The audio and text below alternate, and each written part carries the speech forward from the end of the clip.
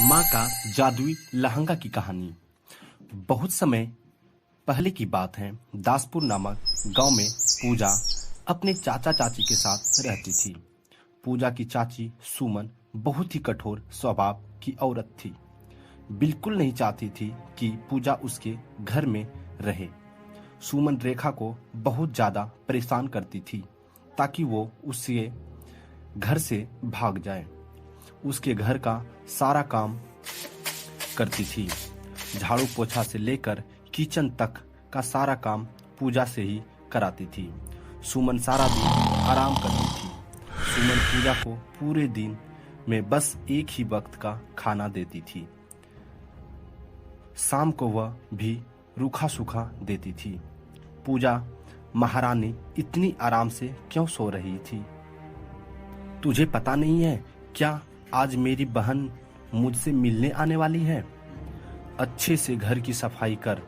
और हाँ, एक बात कान खोलकर सुन लो। स्वादिष्ट खाना बनाने के बाद खाने की तरफ नजर उठाकर भी नहीं देखना। जी चाची, मैं बहुत काम कर दूंगी और खाना बनाकर रख दूंगी। मैं उसकी तरफ देखूंगी भी नहीं। आप शाम को मुझे जैसा रूखा सूखा खाना देगी वैसा ही खा लेंगे। उसी में अपना पेट भर लूंगी। आपने मुझे आपके घर में रखा है, यही मेरे लिए बहुत बड़ी बात है। अरे हाँ, बहुत सारा एहसास किया हूँ मैंने तुझे यहाँ पर रख कर, वरना तेरे माँ बाप तो मुझे कब का छोड़कर चले गए। सड़क पर कहीं भीख मांगते होंगे। चल अब जल्दी से काम पर लग जा। बेचारी पूजा बिना माता पिता की बच्ची थी। सारा दिन काम कराती थी। अपनी चाची की गाली भी सुनती थी। शाम हो जाने के बाद सुमन की बहन आ जाती है। सुमन और मीरा दोनों मिलकर बहुत मस्ती करती हैं और बहुत मजे से खाना खाती हैं। जब पूजा के खाने के समय होता है तो पूजा अपनी चाची के पास जाती है और सुमन से कहती है, चाची जी, मेरे खाने का समय हो गया है, मुझे कुछ खाने के लिए दे दीजिए ना। तुझे कुछ दिखाई नहीं दे रहा है? मैं अपनी बहन से बातें कर रही हूँ। अपनी महसूस सी शक्ल लेकर चली आती है यहाँ से। एक दिन खाना नहीं खाई तो मर थोड़ी न जाएगी। ना खाने का समय हो गया है, खाना दे दीजिए। मानसून, ऐसे कहकर सुमन बहुत गुस्से से उठाती है और कल की एक सूखी रोटी पूजा के सामने फेंक देती है और उससे कहती है, ये लो रोटी और भर ले अपना पेट, और दोबारा मुझे डिस्टर्ब मत करना, वरना तुझसे बुरा कोई नहीं होगा। पूजा अपनी चाची की दी हुई रोटियां को बहुत मुश्किल से खा लेती है और अपनी पीकर सो जाती है। सुबह होने के बाद पूजा रोजाना की तरह काम में करने लगती है। सुमन की बहन मीरा सुमन से बात कर रही थी और उससे कहा रही थी, दीदी, आपने सुना है दासपुर गांव में ब्यूटी कंपटीशन होने वाला है। यहाँ आपके पास इसीलिए ही आई हूँ। मुझे ब्यूटी कंपटीशन में जाना है और जीत कर भी आना है। आप तो मेरी सुंदरता को जानती हो ना, मैं कितनी सुंदर हूँ। लेकिन दीदी, उस ब्यूटी कंपटीशन में सिर्फ लहंगा ही पहन कर जा सकते हैं। आपको मुझसे एक लहंगा दिलाना होगा। आप जीजा जी से कहकर मुझे एक लहंगा दिला दो ना, और वह भी एक अच्छे ब्रांड का। हाँ, क्यों नहीं, तुम मेरी छोटी बहन हो ना, सबसे अच्छी बहन हो। तुम्हें अच्छे ब्रांड का लहंगा जरूर दिलाऊंगा और देखना, इस कंपटीशन में तुम्हें ही जिताऊंगी। सुमन और मीरा की बात पूजा सुन लेती है। पूजा भी बहुत सुंदर थी और वह भी ब्यूटी कंपटीशन में जाना चाहती थी। फिर पूजा मन में सोचती है, हाँ, मैंने भी न्यूज़पेपर में पढ़ा था, हमारे गांव में एक ब्यूटी कंपटीशन होने वाला है। मैं ब्यूटी कंपटीशन में तो जाना चाहती हूँ, मगर पता नहीं चाची जी मुझसे लहंगा दिलाएगी या नहीं दिलाएगी, पर मैं चाची जी से बात करके दे दूं क्या? चाची जी दिल की तो बुरी नहीं है, हो सकता है कि वह लहंगा दिला दे। ऐसा सोचकर पूजा अपनी चाची के पास जाती है और उनसे कहती है, चाची जी ब्यूटी कंपटीशन में भी जाना चाहती हूँ मैं, आप मुझे एक लहंगा दिला देना, ब्रांड का नहीं, एक सिंपल सा लहंगा दिला देना। मेरा बहुत है मन जाने में ब्यूटी कंपटीशन में। क्या दीदी आप इस नौकरानी को लहंगा दिलाएंगे और मेरे सामने ब्यूटी कंपटीशन में खड़ा होने का मौका देंगे? मेरी सुंदरता के सामने वैसे भी तो कोई नहीं टिक सकता, और यह नौकरानी तो बिल्कुल भी नहीं। दीदी इस नौकरानी के अंदर बहुत हिम्मत आ जाती है, तो उससे लहंगा मांग रही है। आप उससे कुछ कहते क्यों नहीं हो? आपने भी अपने नौकर को सिर पर बैठा कर रखा है, इसकी इतनी औकात दिखती है क्यों नहीं? हाँ मेरी प्यारी बहन, तू तो बिल्कुल ठीक कर रही है। मैंने इस महसूस को ज़्यादा छूट दे रखी हूँ। मैं कुछ नहीं कहती हूँ, सिर पर ही आकर बैठ गई है। देखो तो इसकी इतनी हिम्मत हो गई मुझसे लहंगा मांगने के लिए, वह भी कंपटीशन में जाने के लिए। लगता है कलयुग आ चुका है, रुक तुझे मेरी औकात दिखाती हूँ। ऐसा कहकर सुमन बहुत पिटाई करती है और उसे कहती है, देख महासुन, मेरे सामने तेरी 2 कौड़ी की भी औकात नहीं है। तू इस घर की नौकरानी है और नौकरानी और ही बनकर रहना चाहती है। आज के बाद अगर तुझसे कोई फरमाइश की ना, सिर्फ पिटाई ही मिलेगी और मुझे तुझे धक्के देकर बाहर निकाल दूंगी। अब चली जा यहाँ से, हमारे लिए कॉफी बनाकर ला। पता नहीं कौन सा दिन था जब इन मानसून को इसके माता पिता छोड़कर चले गए थे, तो परेशान करके रख दिया है। दीदी छोड़ो ना, इस नौकरानी की वजह से अपना मूड खराब क्यों कर रही हो? चलिए हम शॉपिंग पर चलते हैं और लहंगा लेकर आते हैं। सुमन और मीरा शॉपिंग पर चली जाती हैं। वहीं दूसरी तरफ पूजा बहुत रोती है, क्योंकि सुमन ने पूजा की बहुत पिटाई की। पूजा की शरीर में बहुत दर्द हो रहा था और उसे घर का काम ही करना था। पूजा अपनी माँ की तस्वीर के पास जाती है और बहुत जोर जोर से रोती है। माँ मेरी किस्मत कितनी खराब है, तू तो मुझे छोड़कर स्वर्ग में आराम से है और यहाँ पर मैं नर्क की जैसी जिंदगी जी रही हूँ। मेरे ऊपर कितना अत्याचार हो रहा है।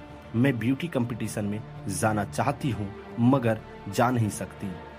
अगर आप जिंदा होती ना तो मुझे इस कंपटीशन में जाने देती और जीत कर भी आती। मेरी किस्मत इतनी अच्छी कहाँ है?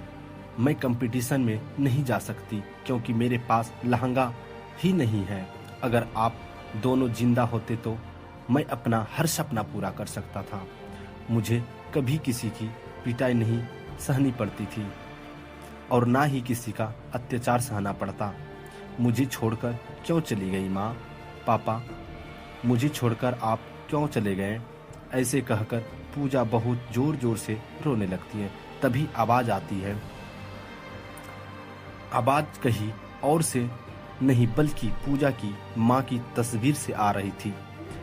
हाँ मेरी बच्ची, मुझे पता है तेरे ऊपर कितना अत्याचार हो रहा है, लेकिन मुझे परेशान होने की जरूरत नहीं है।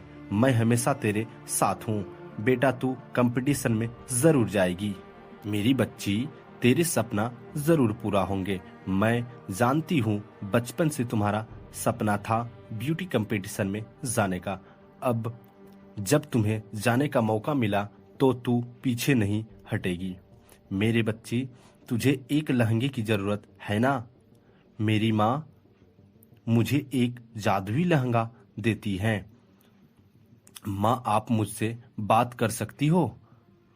मुझे बहुत अच्छा लग रहा है। आपकी आवाज सुनकर सच में आप मुझे याद दिला देंगे कि ब्यूटी कंपटीशन जा सकती हो। सच में एक माँ ही होती है जो अपनी बेटी की हर ख्वाहिश को पूरा कर सकती है। माँ से अच्छा कोई नहीं होता। मेरे प्यारी बच्ची, तेरे जादुई लहंगा तेरे असली अलमारी में रखा है। अलमारी को खोलकर जैसे ही देखा, उसमें एक जादुई लहंगा पड़ा था। उसके अंदर एक जादुई लहंगा था और तू उस लहंगे को ब्यूटी कंपटीशन में पहनना दिखाना। ब्यूटी कंपटीशन में तो मेरी बेटी ही जीतेगी। पूजा अपनी अलमारी को खोलती है। उसके अंदर एक बहुत ही सुंदर लहंगा मिलती है। पूजा बहुत ही खुश हो जाती है।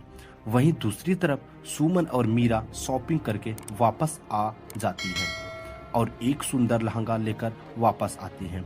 लेकिन जादुई लहंगे के सामने उसकी लहंगा कोई काम की नहीं था। पूजा कहाँ गई? हम दोनों शॉपिंग से वापस आ गए। हमारे लिए जल्द से एक